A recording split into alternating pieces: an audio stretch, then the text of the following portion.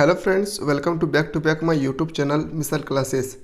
Friends, आज हम लोग डिस्कस करने वाले हैं सेमेस्टर 4 के हिस्ट्री ऑनर्स के पेपर 8, 9 और 10 एंड देन हम लोग डिस्कस करेंगे जनरल पेपर पॉलिटिकल साइंस के बारे में। जो क्वेश्चन 2019 में पूछे गए हैं, आज मैं उनके बारे में आप लोगों को बताने वाला हूं कि किस प्रकार से क्वेश्चन पूछे गए थे और आने वाले एग्जाम में किस प्रकार से पूछे जाएंगे, मैं आज ये भी डिस्कस करेंगे।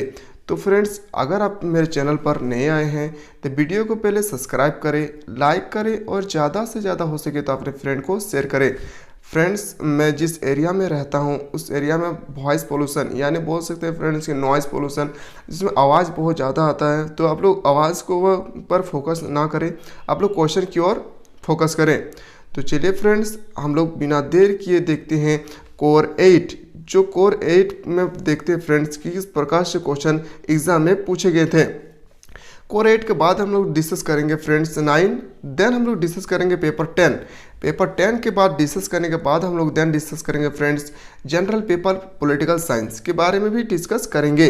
तो चलिए हम लोग बिना देर किए क्वेश्चन की ओर मूव करते हैं। क्वेश्चन की ओर मूव करने से पहले मैं बता दूं फ्रेंड्स, इस पर आप लोग थोड़ा ज़्यादा ध्यान रखें कि एग्ज़ाम देने से पहले फ्रेंड्स क्वेश्चन के ऊपर जो लिखा है उसको ध्यानपूर्वक पढ़े, उसके बाद ही आप लोग क्वेश्चन आंसर की ओर मूव करेंगे। जैसे कहा है कि उपांत के अंक घोतक है, यानी the figure in the margin indicated full marks. आपसे पूछा गया है फ्रेंड्स, हिंदी में तो मुझे समझ में नहीं आ रहा है, इंग्लिश में बताओ तो फ्रेंड्स आपसे कहा गया है कि सभी क्वेश्चन का मार्क्स बराबर है यानी इक्वल है। और देखिए फ्रेंड्स, और लिखा है आपसे सामने कि निर्देश अनुसार दोनों खंडों से उत्तर दें। दो खंड दिया है, खंड अ और खंड ब, दोनों का उत्तर देना अनिवार्य है यानी कंपलसरी है। ये एग्जामिनर आपसे कहा है कि दोनों ही अनिवार्य है, कंपलसरी है। तो चलिए हम लोग देखते हैं सबसे पहले के खंड अ में क्या है। तो फ्रेंड्स, खंड अ में आपसे कहा गया है वस्तुनिष्ठ, या तो हम बोल सकते हैं ऑब्जेक्टिव टाइप क्वेश्चन, और यहाँ मार्क्स भी दिया है फ्रेंड्स कि 1 to 10 यानी 10 प्रश्न है और एक एक मार्क्स के होंगे। तो बहुत ही इंपॉर्टेंट है। सबसे पहले देखते हैं क्वेश्चन नंबर 1। क्वेश्चन नंबर 1 में आपसे कहा गया है कुतुबुद्दीन ऐबक की मृत्यु के पश्चात दिल्ली सल्तनत का शासक कौन बना। तो ये अगर आप पढ़ रहे हैं तो बहुत ही इजी क्वेश्चन है। इसका सही उत्तर हो जाएगा ऑप्शन नंबर ए यानी इल्तुतमिश। दूसरे भाषा में हम ये भी बोल सकते हैं फ्रेंड्स, जो कुतुबुद्दीन ऐबक है, कुतुबुद्दीन ऐबक का गुलाम भी था इल्तुतमिश। चलिए अगला क्वेश्चन की ओर मूव करते हैं। अगला प्रश्न है आपके सामने, दिल्ली सल्तनत में किसने सैनिक विभाग यानी आर्मी डिपार्टमेंट की स्थापना किया था। मोस्ट इंपोर्टेंट क्वेश्चन है, आपसे कहा गया है। तो फ्रेंड्स, इसका सही उत्तर हो जाएगा ऑप्शन नंबर सी यानी बलवन। बलवन जी ने ही सैनिक यानी फ्रेंड्स बोल सकते हैं आर्मी डिपार्टमेंट की स्थापना करवाया था। चलिए अगला क्वेश्चन की ओर देखते हैं। फ्रेंड्स, मैं बता दूं क्यों बता रहा हूं ये बता रहा हूं कि जो आने वाला एग्जाम है फ्रेंड्स, हर एक 2 साल में क्वेश्चन रिपीट होते हैं। तो फ्रेंड्स, अगर आप कोई क्वेश्चन ना पढ़े हैं या पढ़ रहे हैं, कितना क्वेश्चन पढ़ना है, कैसे पढ़ना है, कौन सा क्वेश्चन इंपॉर्टेंट है, आज मैं वही बताने वाला हूं। क्योंकि प्रीवियस ईयर्स का क्वेश्चन है हर एक साल रिपीट होते हैं, 2-4 क्वेश्चन रिपीट होते हैं, चाहे लॉन्ग में हो फ्रेंड्स या शॉर्ट क्वेश्चन पे हो। जैसे कहा है कि दिल्ली सल्तनत में किसने जीतल और टाका नामक मुद्रा प्रारंभ किया था। तो फ्रेंड्स, इसका सही उत्तर हो जाएगा ऑप्शन नंबर सी यानी इल्तुतमिश। अगला क्वेश्चन की ओर मूव करते हैं। अगला क्वेश्चन आपसे कहा गया है कि किसने स्वयं को सिकंदर ए सानी कहा। तो इसका सही उत्तर हो जाएगा ऑप्शन नंबर सी यानी जलालुद्दीन फिरोज खिलजी। अगला क्वेश्चन की ओर मूव करते हैं। अगला क्वेश्चन की ओर देखते हैं, दिल्ली सल्तनत में कृषि विभाग यानी एग्रीकल्चरल डिपार्टमेंट की स्थापना किसने की। इल्तुतमिश, अलाउद्दीन खिलजी, फिरोज शाह तुगलक या इनमें से कोई नहीं। तो फ्रेंड्स, इसका सही उत्तर होगा ऑप्शन नंबर ए इल्तुतमिश। अगला क्वेश्चन की ओर मूव करते हैं। क्वेश्चन नंबर, ध्यान से देखिए, क्वेश्चन नंबर एफ, किसने दीवाने बंदगान नामक विभाग की स्थापना की। फ्रेंड्स, इसका सही उत्तर होगा ऑप्शन नंबर डी यानी फिरोज शाह तुगलक। फिरोज शाह तुगलक जी ने ही फ्रेंड्स दीवाने बंदगान की स्थापना किया था। तो चलिए अगला क्वेश्चन की ओर मूव करते हैं। और अगला क्वेश्चन बहुत ही इजी और बहुत ही सरल है। खिलजी वंश का संस्थापक कौन था। Who was the founder of the Khilji dynasty. तो बोल सकते हैं फ्रेंड्स, इसका सही उत्तर होगा ऑप्शन नंबर 3 यानी जलालुद्दीन खिलजी। चलिए अगला क्वेश्चन की ओर मूव करते हैं। अगला क्वेश्चन देखते हैं फ्रेंड्स। अगला क्वेश्चन आपसे पूछा गया है कि किसने पद्मावत लिखा, जो एक बुक है पद्मावत, वह किसने लिखा? तो ये सभी को पता है, जयसी नामक व्यक्ति ने ही पद्मावती का राइटर है। तुगलक वंश का संस्थापक कौन है? तो फ्रेंड्स इसका सही उत्तर होगा ऑप्शन नंबर 1 यानी गयासुद्दीन तुगलक। चलिए अगला क्वेश्चन की ओर मूव करते हैं। अगला क्वेश्चन है आपसे कहा है कि किसने रहाला की रचना की। रहाला एक पुस्तक है फ्रेंड्स, जो विदेशी पुस्तक है, इसकी रचना किसने किया है? तो इसकी रचना बोल सकते हैं इब्न बतूता। अगला क्वेश्चन की ओर मूव करते हैं और अगला क्वेश्चन आपसे पूछा गया कि 2 मार्क्स के होंगे, किन्हीं 4 प्रश्नों में से 2 प्रश्नों का उत्तर देना है। हर एक क्वेश्चन 5 मार्क्स के होंगे। तो कहा है कि इल्तुतमिश के बारे में लघु टिप्पणी देना है, जलालुद्दीन या अलाउद्दीन खिलजी के बारे में राजस्व सिद्धांत के बारे में बताना है, या सल्तनत काल का प्रांतीय प्रशासन या सूफीवाद और इसके सिद्धांत के बारे में बताना है। तो चलिए आप देखते हैं हम लोग फ्रेंड्स खंड ब यानी ग्रुप बी सेक्शन बी में देखते हैं लॉन्ग क्वेश्चन क्या कहा है। लॉन्ग क्वेश्चन की ओर मूव करने से पहले मैं बता दूं फ्रेंड्स, यहाँ ध्यानपूर्वक देखिए क्या कहा गया है कि 4 क्वेश्चन लिखना है। हर एक क्वेश्चन की मार्क्स 50 नंबर यानी 15 मार्क्स के हो सकते हैं और 60 नंबर आपसे इस लॉन्ग क्वेश्चन से पूछा जा रहा है। तो पहला क्वेश्चन आपसे दिया है फ्रेंड्स, कुतुबुद्दीन ऐबक की जीवनी एवं उपलब्धियों के बारे में लिखिए। ये क्वेश्चन हर एक साल रिपीट होता है फ्रेंड्स। ये क्वेश्चन आप लोग बिल्कुल याद करके रखिए, बहुत ही इंपॉर्टेंट है फ्रेंड्स। ये क्वेश्चन मोस्ट इंपॉर्टेंट है। क्वेश्चन पेपर 8 का फ्रेंड्स ये सबसे इंपॉर्टेंट क्वेश्चन है। अगला क्वेश्चन देखते हैं, बलबन की जीवनी एवं उपलब्धियां पर प्रकाश डालें। अगला क्वेश्चन देखते हैं, अलाउद्दीन खिलजी के कार्य का मूल्यांकन करें। देन फ्रेंड्स क्वेश्चन नंबर 6 में कहा है, फिरोज शाह तुगलक के कार्य एवं उपलब्धियों के बारे में प्रकाश डालें। अगला क्वेश्चन कहा है, क्वेश्चन नंबर 7 सल्तनत काल के केंद्रीय प्रशासन की समीक्षा करें। क्वेश्चन नंबर 8 आपसे कहा गया है, सल्तनत काल में मंगोल आक्रमण का वर्णन करें।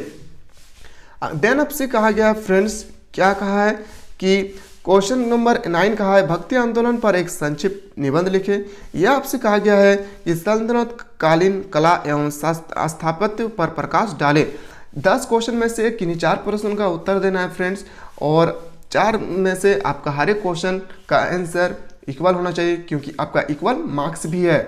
चलिए अब हम लोग डिस्कस करेंगे फ्रेंड्स कोर पेपर 9 यानी 9 हिस्ट्री के ऑनर्स पेपर कोर 9 के बारे में डिस्कस करेंगे। एग्जाम देने से पहले फ्रेंड्स ऊपर का वो जो इंपॉर्टेंट इफेक्ट दिया रहता है उसको पढ़ना बहुत जरूरी है। किन्हीं 5 प्रश्न के उत्तर दे जिसमें प्रश्न संख्या 1 अनिवार्य है। ये एग्जामिनर आपसे कहा है कि किन्हीं 5 प्रश्न का उत्तर देना है जिसमें प्रश्न संख्या 1 अनिवार्य है, यानी प्रश्न संख्या 1 ऑब्जेक्टिव है। तो फ्रेंड्स ऑब्जेक्टिव क्वेश्चन पर आप लोग ध्यान दीजिएगा, मैं इसके आंसर नहीं बता रहा हूँ। पेरिस शांति सम्मेलन में कितने राष्ट्र शामिल थे, ये सब क्वेश्चन आप एग्जाम में बोल सकते हैं फ्रेंड्स। एग्जाम से पहले आप गूगल पे सर्च करके देख सकते हैं, और अगर कोई क्वेश्चन गूगल पे ना मिले तो कमेंट बॉक्स में जरूर बताएंगे, मैं इनका आंसर भी बताऊंगा। तो चलिए फ्रेंड्स देखते हैं क्वेश्चन नंबर बी, डॉलर कूटनीति संबंधित है। जो डॉलर कूटनीति संबंधित है किससे संबंधित है, आपसे ये कहा गया है। जैसे किस वर्ष आर्थिक मंदी की शुरुआत हुई, ये क्वेश्चन देखते हैं। अगला फ्रेंड्स दिया है कि बैंक ऑफ यूनाइटेड स्टेट की स्थापना कब हुई थी, ये भी गूगल पे सर्च करेंगे। ग्रेज संस्था की स्थापना किसने किया था। अगला देखते हैं फ्रेंड्स, देन क्या है, फेडरल जुडिशियल अधिनियम कब पारित हुआ था। अगला देखते हैं, किस संविधान संशोधन द्वारा अमेरिका में दास प्रथा को समाप्त किया गया था। तो फ्रेंड्स इंपॉर्टेंट क्वेश्चन है ये, तो इसका आंसर मैं बता दूं फ्रेंड्स, इसका आंसर होगा ऑप्शन नंबर बी यानी 13वें संविधान संशोधन। चलिए अगला क्वेश्चन की ओर मूव करते हैं। अगला क्वेश्चन आपसे कहा कि फ्रांस पर्सा युद्ध कब हुआ था। तो फ्रांस पर्सा युद्ध हुआ था 1870। फ्रेंड्स ऐसा तो दिख रहा है गूगल पे 1870 नहीं 1871, तो ऑप्शन में 1871 नहीं है, तो हम बोल सकते हैं 1870 होगा। अगला क्वेश्चन दिया है, रूजवेल्ट की लुकिंग फॉरवर्ड पुस्तक किसने लिखा, कब लिखा गया है। अमेरिका के प्रथम राष्ट्रपति कौन है। तो फ्रेंड्स ये तो बहुत ही इंपॉर्टेंट है, ये तो सभी स्टूडेंट को मालूम होगा, जॉर्ज वाशिंगटन। अगला क्वेश्चन की ओर मूव करते हैं। अगला क्वेश्चन आपसे कहा है कि निम्नलिखित में से किन्हीं 2 पर संक्षिप्त टिप्पणी लिखे जिसका मार्क्स 5-5 मार्क्स के हैं। तो आपसे शॉर्ट क्वेश्चन आपसे पूछ रहा है लघु उत्तर, जैसे लिया है अमेरिका स्वतंत्र संग्राम का महत्व बताना है, या आपसे पूछा गया है कि ग्रेज संस्था की उपलब्धियां, या आपसे क्वेश्चन नंबर सी कहा है न्यू डील का उद्देश्य, ऑप्शन नंबर डी कहा है गृह युद्ध का प्रभाव। 4 में से किन्हीं 2 प्रश्न का उत्तर लिखना है। चलते लॉन्ग क्वेश्चन में क्या कहा है। लॉन्ग क्वेश्चन का क्वेश्चन नंबर 1 मोस्ट इंपॉर्टेंट है, हर एक साल रिपीट होता है। अमेरिका स्पेन युद्ध के परिणाम की वर्णन करे। देन आपसे कहा है फ्रेंड्स, कहा है कि क्वेश्चन नंबर 3 कहा है कि पॉपुलिट आंदोलन के कारणों एवं परिणामों का वर्णन करें। अगला कहा है देन जोसन की पुनः निर्माण योजना पर प्रकाश डालें। अगला कहा है आपसे क्वेश्चन नंबर 5, कहा है 5 वर्षीय संधि या संधि की विवेचना कीजिए और इसके 2 दोष बताएं आपसे। अगला कहा है कि 1929 की आर्थिक मंदी का विभिन्न देशों पर क्या प्रभाव पड़ा। अगला क्वेश्चन आपसे कहा है कि अमेरिका की तटस्थ नीति पर एक लेख लिखे। अगला क्वेश्चन आपसे कहा गया है कि टैफ्ट के आंतरिक सुधारों की आलोचनात्मक का वर्णन करना है। यह आपसे कहा है विश्व आर्थिक मंदी रोकने की प्रयास पर वर्णन करें। Most important question friends, very very important question. तो चलिए हम लोग चलते हैं हिस्ट्री कोर पेपर 10 की ओर मूव करते हैं फ्रेंड्स। कोर पेपर 10 में आपसे ऑब्जेक्टिव पूछ रहा है कि नीचे 5 प्रश्नों का उत्तर देना है, जिसमें प्रश्न संख्या 1 अनिवार्य है। तो देखते हैं क्या क्वेश्चन आपसे कहा गया है। जैसे कहा गया है फ्रेंड्स कि छोटा नागपुर कस्तरी अधिनियम 1908 किस क्षेत्र पर लागू नहीं है। तो याद रखिएगा, ये मोस्ट इंपोर्टेंट प्रश्न है पलामू। फ्रेंड्स, जो क्वेश्चन पेपर 8 और 9 जो हम बताएं अभी, उसी प्रकार फ्रेंड्स 10 जो क्वेश्चन पेपर 10 में बता रहा हूँ, ये क्वेश्चन सिर्फ झारखंड के बारे में आप लोगों को पढ़ना है। तो चलिए अगला क्वेश्चन की ओर मूव करते हैं। अगला क्वेश्चन आपसे कहा है फ्रेंड्स कि छोटा नागपुर कस्तरी अधिनियम का संबंध भारतीय संविधान के किस अनुसूची से है। तो फ्रेंड्स याद रखिएगा, इसका सही उत्तर होगा ऑप्शन नंबर बी यानी 9, संविधान के सूची नंबर 9। अगला क्वेश्चन की ओर मूव करते हैं। अगला क्वेश्चन आपसे कहा है 1914 में ताना भगत आंदोलन किसने शुरू किया था। तो ये आपको पता होगा, जतरा जगत।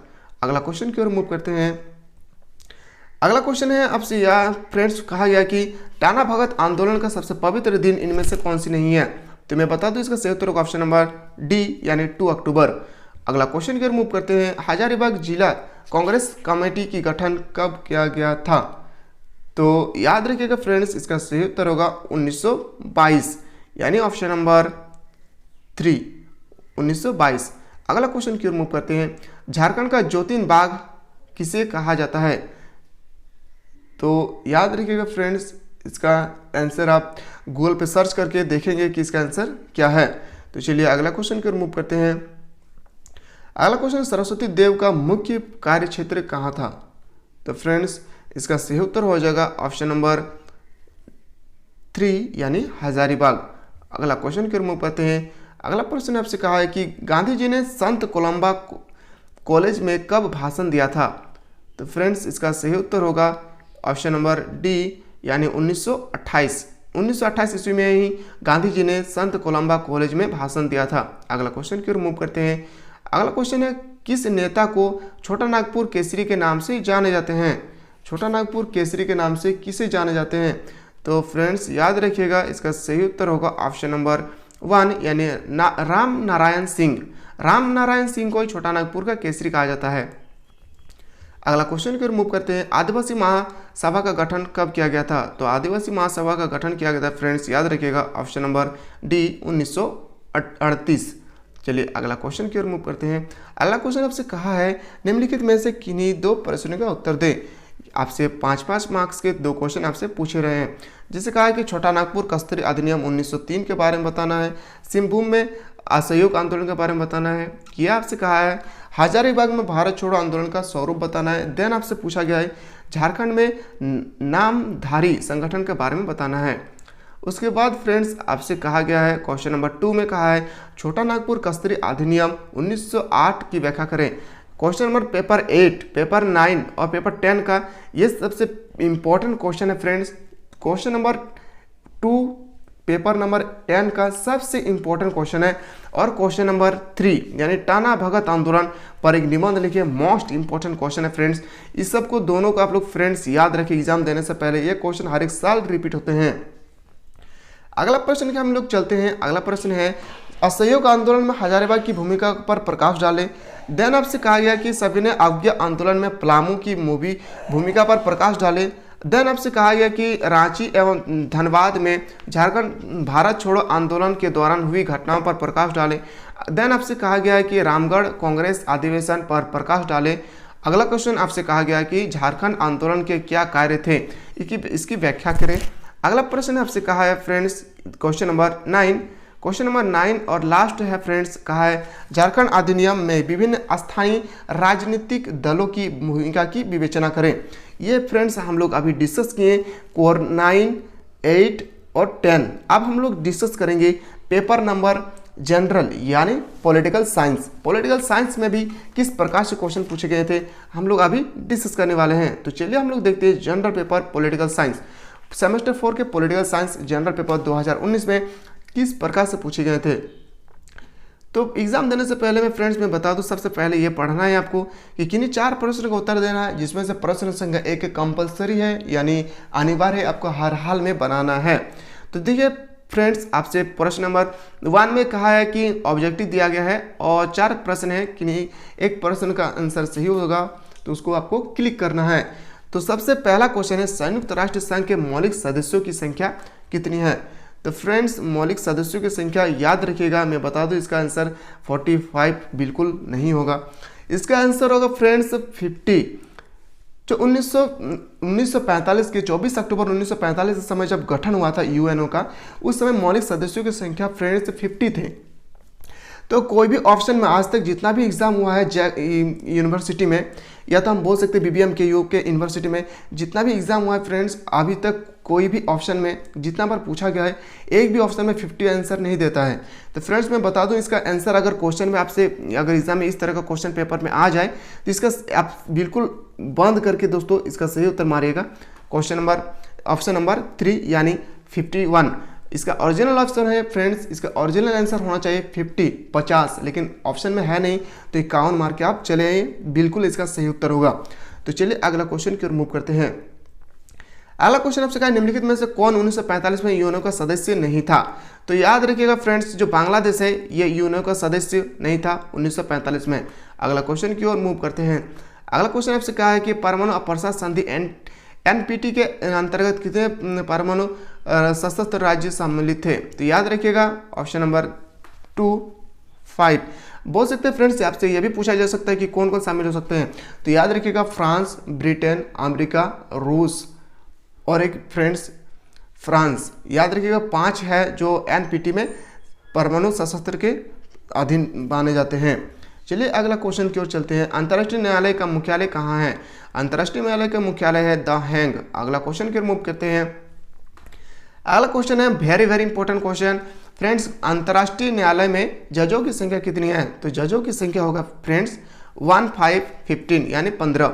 अगला क्वेश्चन की ओर मूव करते हैं। यूएनओ के सुरक्षा परिषद में अस्थायी सदस्यों की संख्या कितनी है। अस्थायी सदस्यों की संख्या कितनी है तो बोल सकते हैं फ्रेंड्स होगा 5। फ्रांस, रूस, ब्रिटेन, चीन और अमेरिका, 5 ये सदस्य देश है जो यूएनओ का अस्थायी सदस्य है। चलिए अगला क्वेश्चन की ओर मूव करते हैं। अगला क्वेश्चन है राष्ट्रों के बीच राजनीति नामक पुस्तक किसने लिखा है। तो ये फ्रेंड्स आप बिल्कुल गूगल पे सर्च करके देखेंगे कि इसका आंसर क्या है। जैसे ऑप्शन दिया है, ऑप्शन के बारे में डिस्कस करने के बाद फ्रेंड देखेंगे आप। जैसे आपसे और एक कहा गया कि राजनीतिक शक्ति के लिए संघर्ष है, यह किसने कहा। ये भी आप गूगल पे सर्च करके देखेंगे, इसका आंसर आपको गूगल पर मिल जाएंगे। अगर ना मिले फ्रेंड्स तो क्वेश्चन नंबर देकर कमेंट बॉक्स में जरूर बताएंगे सर इसका आंसर गूगल पे नहीं मिला है, मैं जरूर बताऊंगा फ्रेंड्स इसका आंसर। चलिए अगला क्वेश्चन को मूव करते हैं।